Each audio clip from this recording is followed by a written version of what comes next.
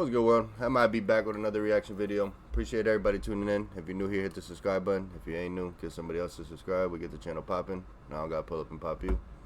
Jumping straight into it. I wasn't gonna break down the White House card until they gave us all the fights that were gonna be on the card.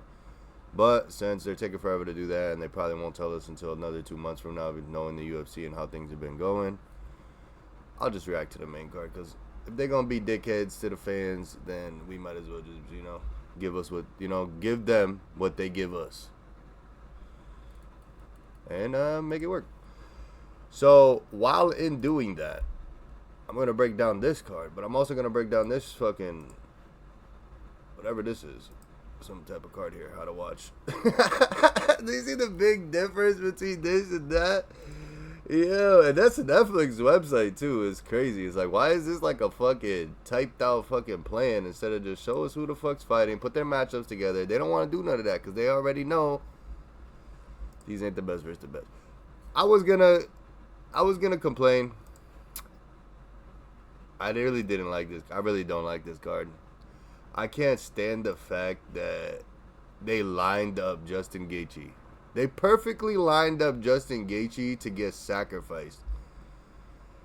And Justin, he's up for it because he truthfully thinks that he could beat Ilya, but we all know, like, we're scared. Like, we don't want to see him get knocked out the same way the last fucking 4 guys got knocked out. Like, why do we have to see that? But instead, Hunter said, you know what we're going to do? We're gonna line Justin Gaethje up for an interim belt, and then we're gonna fucking sacrifice him on the White House lawn because that just makes fucking sense. I don't know what the fuck was going on when we came up with this, but that's truthfully how I see this, because they could have had Armin go and just fight Patty, and they could have had the real best versus the best, and then they would have had the real person being sacrificed here, whoever was, deserving of being there. Again, I personally don't think that Islam and Ilya need to fight right now. I don't know. I feel like they're rushing that fight just because we want to see it. But if they're in 2 different weight classes and they're defending 2 different belts, they both just got their hands on 2 different belts. We shouldn't be just making up unrealistic scenarios where somebody should be able to move up and weight. Because who said? Because y'all said no. They got to defend that fucking title. So I'm glad Islam pulled out of that fight. I truthfully feel like they both need to defend their belts in their weight classes. Because, again, Ilia Topuria, as much as I'm a fan of him, and as much as a lot of people like y'all are a fan of him, he has not been fighting the best people in the division. He's fighting everybody that's older. He's fighting anybody that's on the way out the door. He's fighting former champions and former this and former that. But Ilya hasn't gone against Patty. He hasn't gone against Ilya. He hasn't gone against... I can sit here and name the rest of the fucking division, except the people that already been beaten by other people. Like, he's literally fighting people that's already been beaten by other guys, and then he beats the guys that they beat. That's not... I don't feel like those are real title defenses. He needs to fight the guys in the order of the rankings. And I'm going to keep saying this shit, even though they probably ain't going to listen. But if the UFC has the rankings, we should use it, because with this, the belt is just like a participation trophy type shit. If y'all keep on trying to push these weird narratives, y'all are only going to hurt your own business, because it's truthfully becoming like when a business is doing things that is not okay, and a lot of the fans are like in the middle, they know it's wrong, and then nobody's saying nothing. Those type of situations always end up in some bad type of fucking ending. Like, that's as best as I could put it. Because we're sitting here accepting bullshit. They're like, they're accepting it, so why don't we just keep doing it? They're loving it. When reality is that they're just not paying the fighters what they deserve, so they're able to put this money in other places like promotion and marketing and getting you to tune in to make it seem like the fight is the best. But in reality, if you just paid these people more and you just fucking treated them like actual fucking independent contractors instead of employees, and you started giving them what they were worth depending on what they bring, depending on the person and what the show they bring and the fans they bring, we would have a whole different company. A lot more people would fight harder. A lot more people will have more motivation. We got people like Sean O'Malley, who doesn't even deserve to be in this fucking ranking. But for some reason, he manages to stay in the top 5 because he gets to fight people like Amin Zahabi at number 1. I mean, at number 6, sorry. It's just little things like this that he's going to fight him. And then I won't be surprised if the UFC says, oh, we should let him fight Marabber Peter. Because the UFC has been on this fucking weird-ass track of just like, I don't know if they're trying to force an American champion or what. But we don't have to force an American champion. We have the best versus the best, and that's what makes this company entertaining. As for Netflix, let me just speak about that real quick. This card right here, even in UFC's bad days, they could not beat a UFC card. I'm going to be realistic with y'all. I'm going to tell y'all straight up. They could have 20,000 million files. It doesn't fucking matter how many people tune into a card on Netflix. It could go viral. Ooh, nobody gives a fuck. Nobody wants to see Ronda Rousey and fucking Carano, whoever that is, 2 middle-aged women that are literally just in need of a paycheck, going to fight on Netflix. And because they couldn't get the money at the UFC that they wanted, they're gonna go to Netflix to get the money and go sign under the enemy of the UFC, which is basically Jake Paul, an MVP. So we don't need to see Ronda Rousey hand in hand with Jake Paul because the UFC didn't want to give her the amount of money she wanted. Somebody need to tell Ronda to shut the hell up, because truthfully, if she was this big star like she said she was, and she was gonna push this Netflix fucking, event to make it as big as it was possibly being, she would not be sitting here trashing, doing a whole UFC fucking trash run.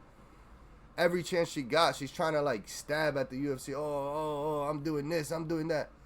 You're doing this and you're doing that because you're gonna be on a platform that people already fucking had, and people are gonna tune into a free fight on a May 16th, which there's probably gonna be a UFC event on the same fucking day. So we gonna be watching it anyway. Nobody's tuning in for Ronda Rousey. The problem is here. Excuse me. The problem is here is that Dana White put Ronda on this fucking pedestal. He gave her this lane to create this women's division, and he made her feel like she really did something for the company. You were just a fighter. I feel like why do fighters separate themselves when they get big? Oh, I'm the reason the company's running. I made this company tens of millions of dollars. So did everybody else. That's what the fucking point of the company is.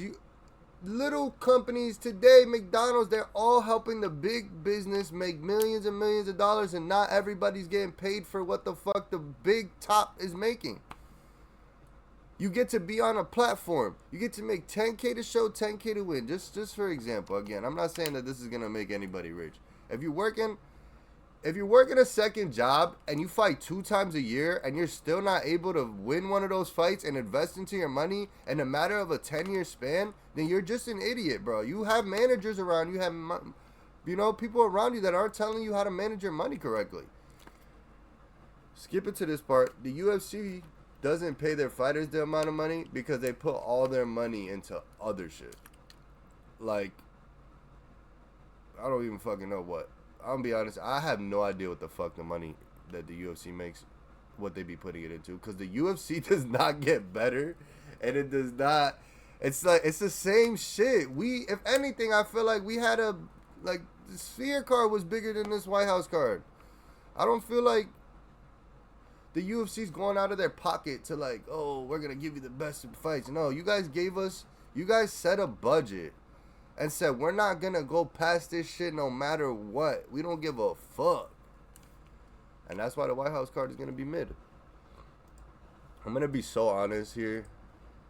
First, what I was saying is Netflix putting on this card. They could fucking put Conor McGregor on here. The card would still not be bigger than the UFC card. The main event is shit. Mike Perry versus Nate Diaz is not the best versus the best. Francis is going up against a fucking guy who's coming off of really bad injuries. Everybody knows that injuries affects everything in the fight game, in the sports game, in the life. you go through injuries, it changes everything. It's not he went on a 5-fight win streak in the UFC, but that is not the same guy that we've seen before. Truthfully, I would have loved if Ronda came back and she was just silent, ready to fight, bro. Like, just, oh, I'm here to show that I'm still the best. I still got it. But it's not that. It's like, yo, I'm going to sit here and I'm going to use every opportunity I got to talk about the UFC. To try to, like, bash them or try to show that I'm stunting on them. Or bro, your fucking fight's happening a whole month before the White House card. And you're worried about trying to beat the White House card. 2 middle-aged women, a retired Nate Diaz, and Francis Ngannou. That's not a bigger card than fucking just the octagon being on the White House lawn is bigger than this whole fucking card. It's just the truth. It's just the truth. More people are gonna tune in to the UFC. If more people tune into Netflix, they're not actually fucking there to watch it. They're there because it was on Netflix and it was live and they have Netflix. I'm trying to tell you, if that was the case, when Conor McGregor was such a giant fucking star, he would have had way more views than what the fuck he was having. Way more fans than what the fuck he was having. Again, he was giant. But if Ronda thinks that she's above the world like this, then imagine where Conor would have fucking been.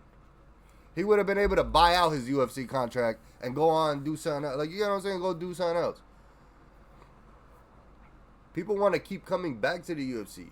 Nate Diaz is only fighting on this card. Mike Perry's only fighting on this card because they can't go back to the UFC. They'll never get not what they deserve. They'll never get what they think they're worth. Because every one of these fighters think that they've generated billions and billions. Every fighter you ask them, and they think that they're the reason why Paramount gave them $7.7 billion. Like, no, they hired a bunch of good independent contractors. That's what they were supposed to do. And they paid you what you would pay. You guys make contracts the way they make contracts, and now we're here. But at the end, in all reality,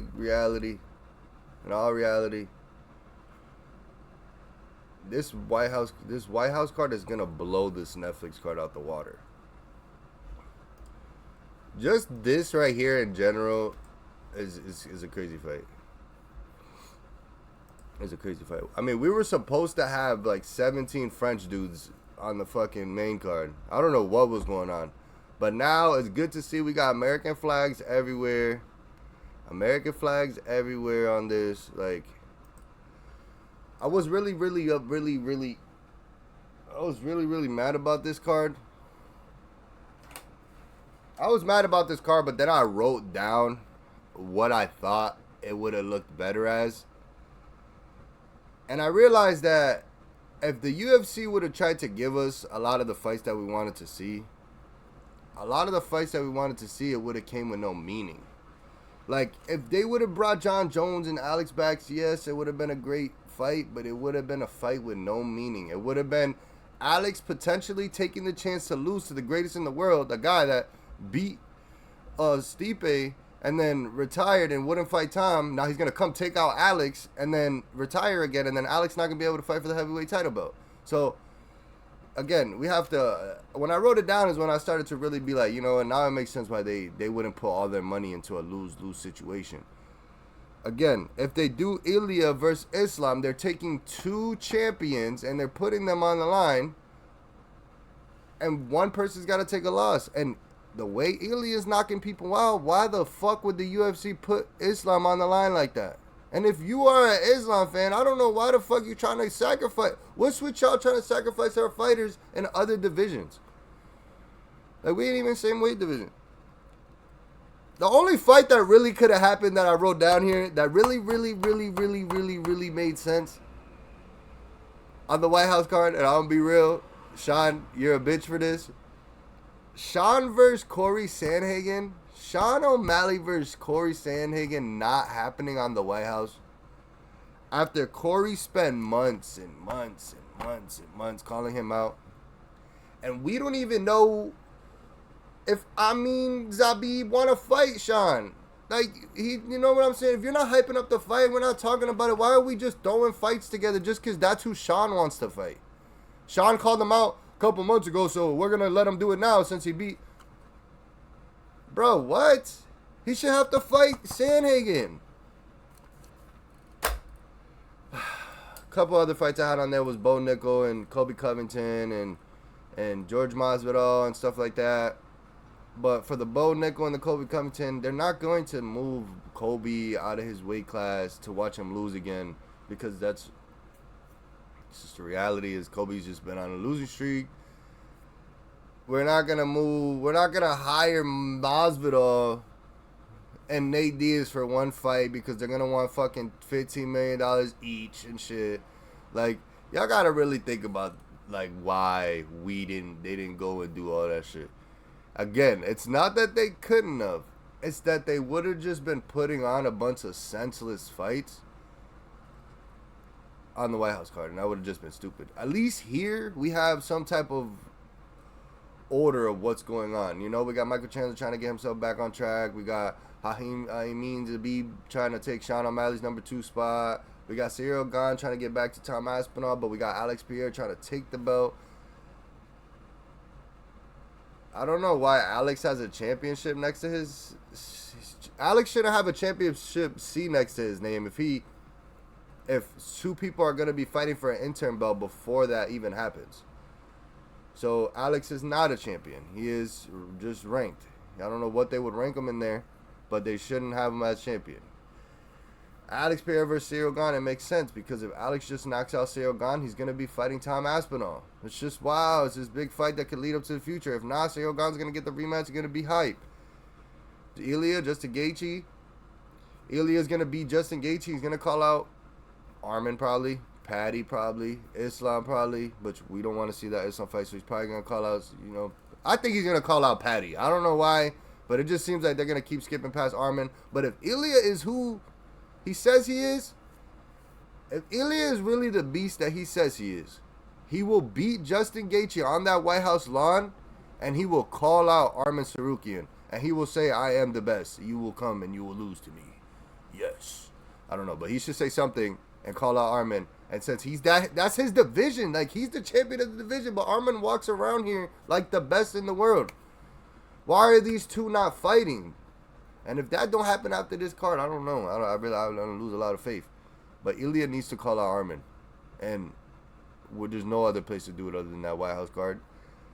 And I really hope that we don't have to wait another fucking 2 years before we see Ilya fight. To the point that we got to see Armin fight 2 more people before Ilya can get back. Why are we wasting the best versus the best to just prove points because Dana White's fucking panties got all put in a wedgie?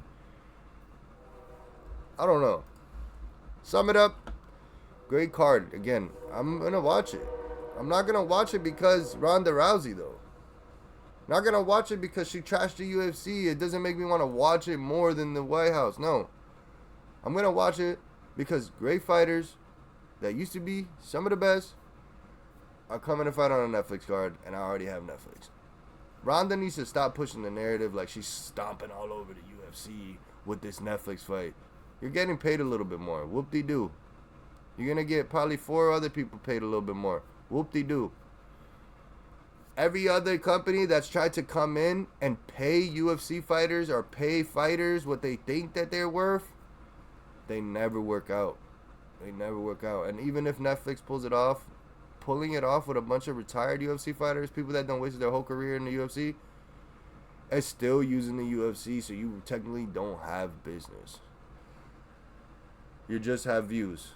That's what it is. It's just, they're just bringing in views, engagement. That's why they got Ronda Rousey there, because she knows she's going to talk shit. Other than that, somebody needs to tell Ronda, push the fucking fight. Push the fight by yourself if you're such a big star. Stop doing all this yippee-yappity, yip-yap shit. And as far as this White House card, if you're a fan of the White House, if you're a fan of the UFC, you should understand why these fights are happening on here. Maybe not the Diego Lopez fight, because this kid either asks to fight repetitively or I don't know. But and this fight right here doesn't make sense either. I don't understand why they put unranked opponents above ranked opponents. Whatever. I'm just going to tell you right now, these 4 fights right here, White House worthy. Because we're going to get this plus the show of the White House. This fight, an add-on. This fight, an add-on. Hey, oh shoot. It's going to be a good White House card. I hope y'all ready. And I'm still going to watch the Netflix card. I know that one's going to be good too, but I'm going to be real. They could never go toe-to-toe with the UFC. Never. Appreciate y'all. I'm out of here. And, again, RAF could be as entertaining as you guys want it to be. It will never be bigger than the UFC. I'm out of here. Sheesh.